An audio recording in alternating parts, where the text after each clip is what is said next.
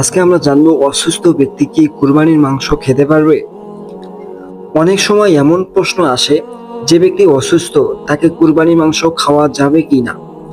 ইসলামী শরীয়তের দৃষ্টিতে হালাল ও পবিত্র কুরবানির মাংস খাওয়া প্রতিটি মুসলমানের জন্য বৈধ, যদি তার জন্য সেটি ক্ষতিকর না হয়।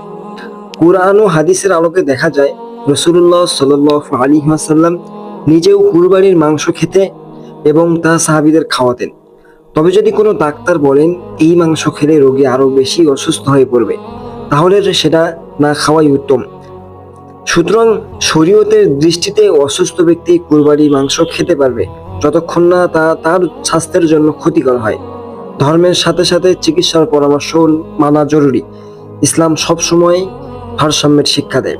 ভিডিওটি ভালো লাগলে লাইক দিন, শেয়ার করুন এবং ইসলামিক বিষয়ে জানতে চ্যানেলটি সাবস্ক্রাইব করতে ভিডিওটি ভালো লাগলে লাইক দিন, শেয়ার করুন এবং ইসলামী বিষয়ে জানতে চ্যানেলটি সাবস্ক্রাইব করে পাশে থাকুন। আসসালামু আলাইকুম ওয়া রাহমাতুল্লাহ।